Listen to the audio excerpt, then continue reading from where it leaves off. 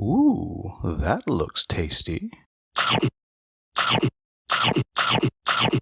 Folks, today the Hungry Gamer is back with another crowdfunding preview, though I will say this is also a review of the previous iteration of this game, so I guess this is a little bit of both.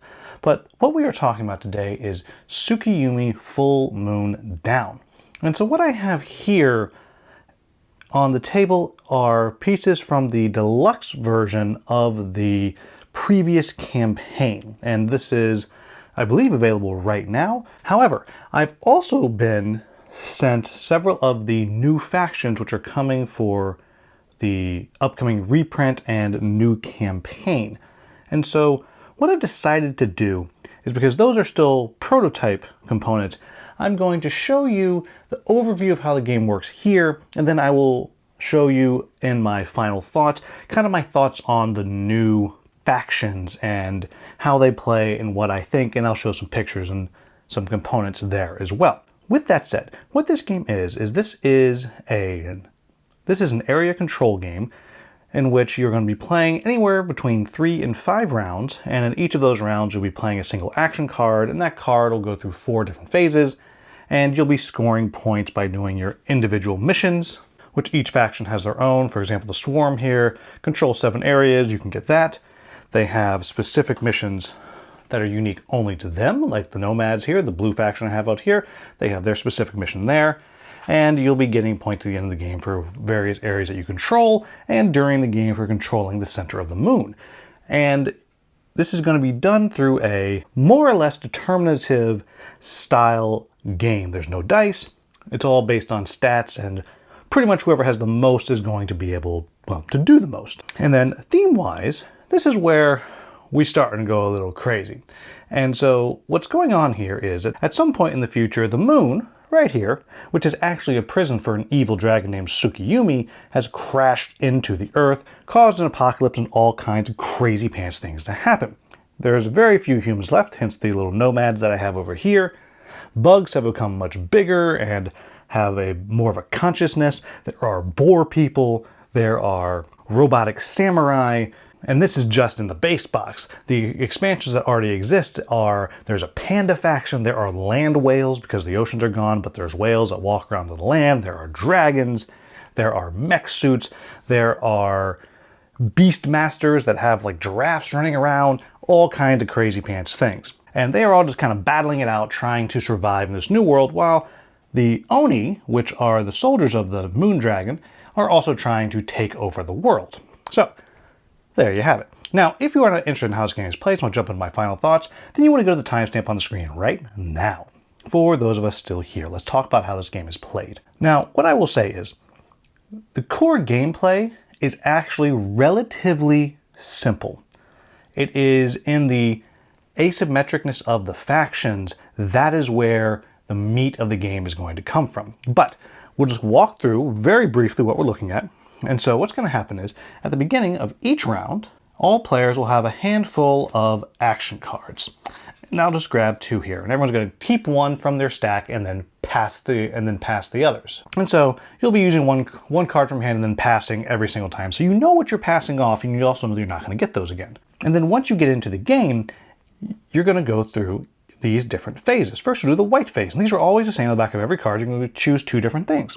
You might draw an event card, and then also play an event card, and you can have many event cards and not play them. They're going to do all kinds of different things. For example, this one here allows you to place blockades out, which is what this thing is, meaning unless they can fly or have some other ability, they are now going to be blocked off from entering. So if this was put here, my nomads could no longer travel that way. Or it might be something like this, which is going to let you move up or down the initiative track. Or perhaps it's something like this, which allows you to rearrange the tiles on the board and everything that's on them. And so events can do all kinds of different things. I didn't pull one out, but I also point out that sometimes they make an area radioactive, which unless you are the bugs or have some other ability at the end of the round, all those characters will die. Then, after you do that, you'll move into the blue phase. And you can see here, they are different types of things. So on this one over here, you'd get, again, on the blue phase, you'd get to draw and play an event card. You'd also be able to move up and down in the initiative area, And you'll also be able to move all of your units one area. Very simple. They would just move one space, but you can move them however you want. Then once everyone's done that phase, and you'll see this one over here is completely different, you move into the green phase. And green phase is usually where you're producing different things. In this case, either card would allow you to produce new units. And so, again, every faction is different, so I'll just show you the nomads here. So the nomads, all of the units here cost 1 production for me to build them out. But the nomads in particular, I can also build weapons that will allow me to boost my characters when I use them in battle. And you'll see down here they all have different stats. There is their control, which means how much presence they exert on the board when it comes to area control. There is their health, which is obviously how much damage they can take. And then there is how much damage do they actually do in combat. And that's going to matter in just a bit, and I'll talk about it when we get there. But then, as you notice on here, it has place any 2 Oni. And there's a variety of different Oni. They all have different stats, different strengths. In the core, there's just these 3 types of Oni, but there's also special ones that you can get. And so I could place 2 Oni out. Great. But then on the other one over here, I can use the faction tactic. And every single faction has something different. Again, I'll just talk about the nomads here. Their ability is I can get all of the pistols in the game, which I already said are a way to boost my damage output. And then I have the other thing here. I can either have my stuff sergeants put down mines, or I could ignore radioactivity for the round. So suddenly being here would be fine. Or I can put down these mines, which obviously when someone comes in, it blows up and it can kill things. And then after everyone's done their green phase, everyone goes into the red phase. And for the most part, it's going to be everyone does some kind of movement, everyone moves 1 or 2 spaces, and then you get to carry out attack actions. Now, every faction has at least these 2 cards, which is Conquest and Annihilation. And then every faction also has some unique ones that are, well, unique to it, and it just does exactly what it says. I'm not going to show those right now. But what I will show are these right here. So Annihilation means your units are going to do all of their damage to another unit. So let's just say that we had this situation right here, where the launcher here has 10 health, and the squad leader here has 15 health. So I can take a total of 25 damage before I'm killed. Then I have 2 workers, which each do 5 damage, and a warrior, which does 10 damage. So I can't quite kill all of them, but I could do some serious damage. So let's say that's what I was going to do. So I would be able to decide which one of these 2 I'm going to kill. There's an extra 5 damage that wouldn't carry over, so it simply would mean that one survives. But we'll just say I also have that one there, so now I can do 25 damage, and that would wipe these 2 off the board. However, the defender then gets to pick one of these abilities down below. So they could either, in this case, give a boost to their health, which would be +5, which would mean one of them would survive, or perhaps they have a defense action. Now, as you can see here, the nomads have no defensive action. But as you can see, the swarm here, they do, where they get to remove 50% of their units and then move the remaining units somewhere else. So they're able to kind of back off and survive a little bit. But then there's also counter strikes where your units do half damage rounded down. You can hold the line. If one of you survives, then you're able to then mark the territory with one of your territory markers, like so, which means you now control it. Or in this case, crush the bugs, where you're able to simply make sure that at least 2 of them are wiped out. In this case, they'd be able to leave eggs. And of course, those last ones are going to be different for each different annihilation that you are dealing with for each different faction. Now, Conquest, on the other hand, has to do with that conquest value that I talked about earlier, or that kind of presence that you have. If you have at least equal presence, then you can take the Conquest action. And what that is going to mean is that you are going to take over that region. Period. Done. Like so. But again, the other player is going to get to pick one of these abilities here, and they're going to get to do that. It may be a counter strike where they do all of their damage, maybe they'll retreat, push back, etc., etc. Every single card is going to be different. And as I said, in that card where they're taking multiple combat actions, maybe they want to activate here twice. So maybe the first time they come in and they wipe them out, and maybe they lose 2 bugs, whatever. Then they do another combat action. This time they do a conquest, and then they take it over. I will also point out that some of the cards will say the Oni move and attack, which very simply means that you'll get to choose where the Oni move, and then they will attempt to do a conquest of their own, and again, the defenders get to choose those abilities down there. And that's actually the core of how the game works. Yes, there's moving around with the initiative, and you're going to get points for being higher on the initiative track at the end of the game. There's all the individual missions that I mentioned. You'll get points for holding territories at the end of the game. The fertile territories, like these right here, you're going to get bonuses for holding those. You'll notice some of the places have these numbers around them, like the mountains, where you get a bonus when you defend, and so on and so on and so on. There's lots of details going on here. But really, that's the core of how the game works. So now I'm going to talk about, at the end of the video, the new factions and kind of my thoughts on how they play, what they do. So you'll have a little bit of an idea of kind of what's coming, but also, more importantly perhaps, what do I like about this game? The first thing is I am totally in love with the theme of this game. It is bad crazy, and I'm here for it. It's fantastic. This whole idea that the moon is really the prison for the evil dragon, and it's crashed into the earth, and now it's apocalypse, and now all these crazy factions are showing up, and like, there is no thing that could not be a faction in this game. I mean, you got pandas, you got hogs, you got bugs, you got humans, you have dragons, you have whales, you have robot samurai, you have turtles, you have, name it, it is there, it is possible, and I'm just waiting for a chicken faction to show up, because then we know we will have reached the end of what is possible in this game. It's just, I love it, I adore it. It's kind of a deep, dark rabbit hole to start going down. You start reading like little comics that it comes with in the various books, and it's just, it's crazy, and I'm here for it. Next thing I'll say is, I really love how massively asymmetric the different factions are. I would argue that the factions play even more differently than all the factions play in Root, or at the very least, equally as differently. And I think that is just awesome for this kind of game, because what it creates is it creates a little bit of a, well, not only do we have to be able to manage our own faction, but now we have to think about, well, who are we facing? Who do I have a distinct advantage against based on how my faction works versus who am I maybe at a disadvantage against, and how do I want to interact with those different factions? It's awesome. I love it, love it, love it. The next thing I'm going to say is the gameplay is unlike anything I've played before. I mean, there are elements of everything that happens in this game that you've dealt with elsewhere, but the way it all comes together, I've never played any game like it. So, for example, I think even just down to the combat, and it is determinative combat, but that aside, and just down to when you go into combat, you have to make a choice. Do I want to wipe them out? Because there's value to that, getting their troops off the board, but if I do that, I'm not taking the territory. And taking the territory is how you're going to win the game.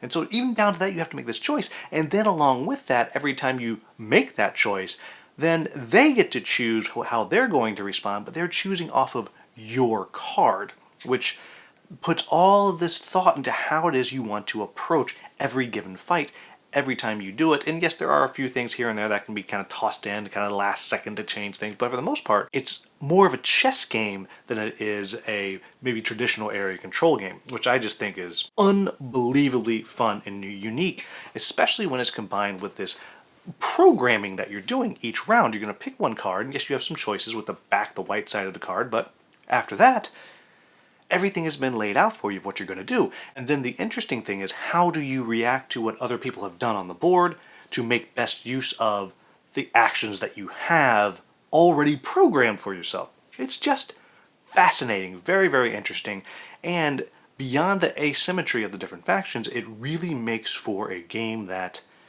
is going to have a lot of variety even within that, because you're always going to be getting different cards, and that's going to allow you to react in a different way. And then the next thing is, I like the various different mission goals you're going to have. I like that each faction has their own specific mission goal only for them, but then they also have a mission goal that's kind of going to go out that everybody can deal with and interact with. I just think it makes for a very clever, unique experience every single time you play because of all of that.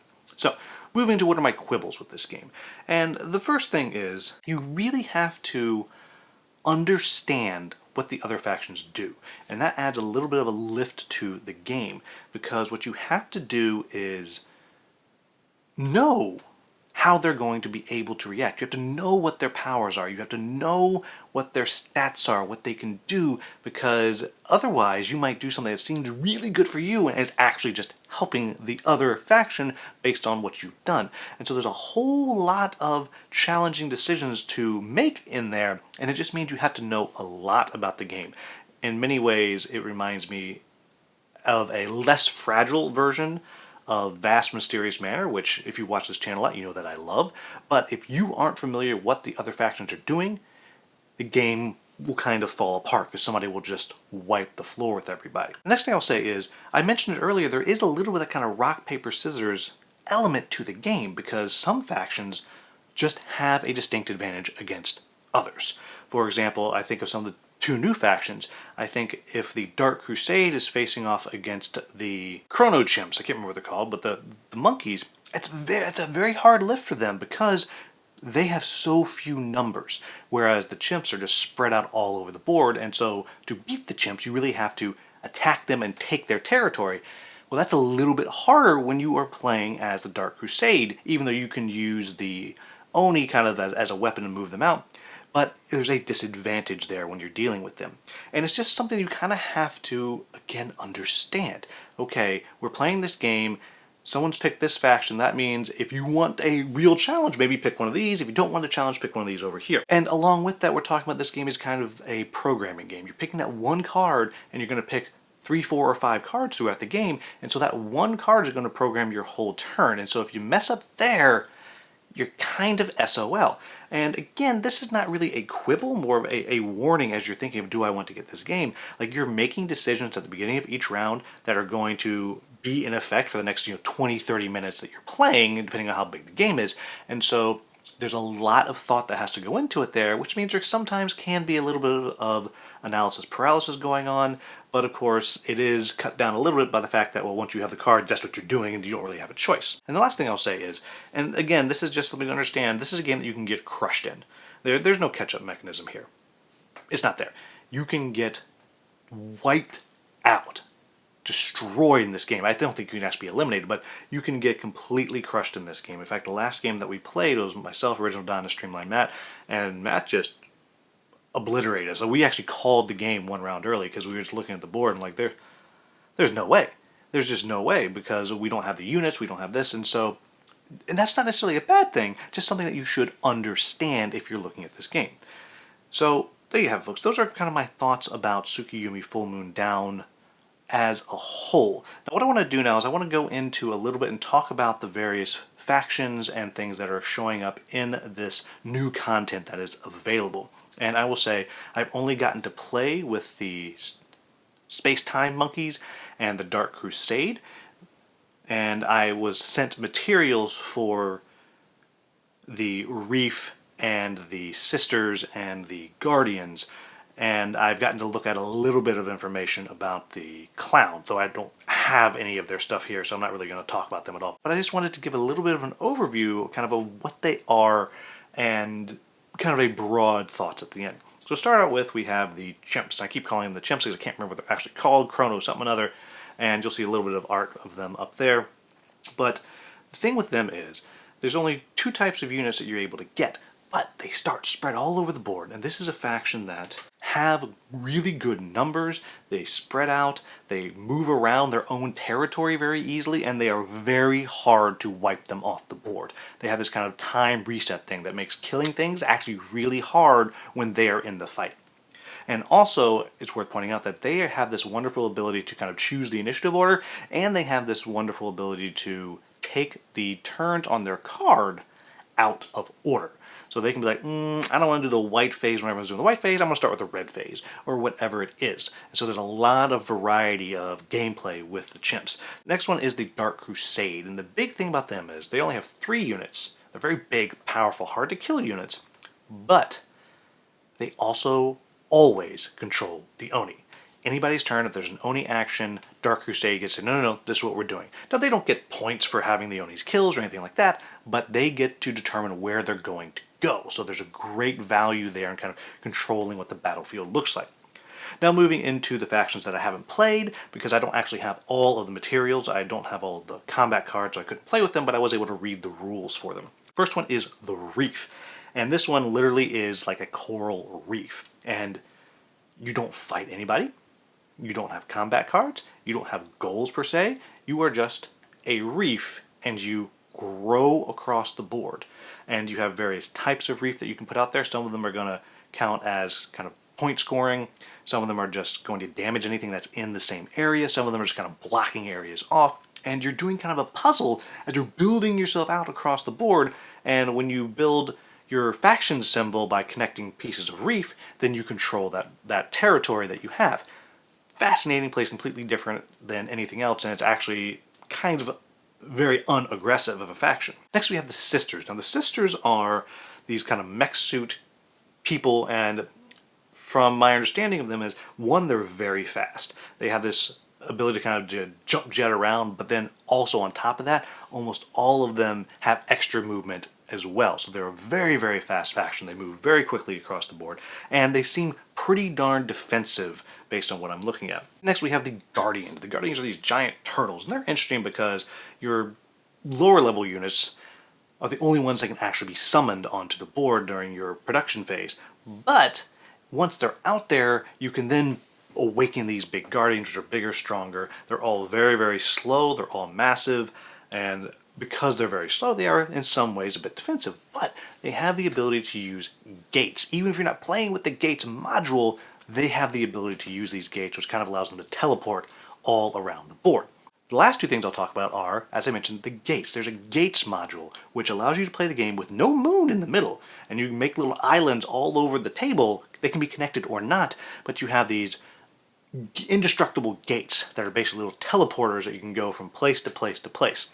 And just a way to kind of really create a different vibe of a game and makes kind of controlling these different areas very, very important. And the last one is the Amaterasu. The Amaterasu is I guess the opposite of Tsukiyumi.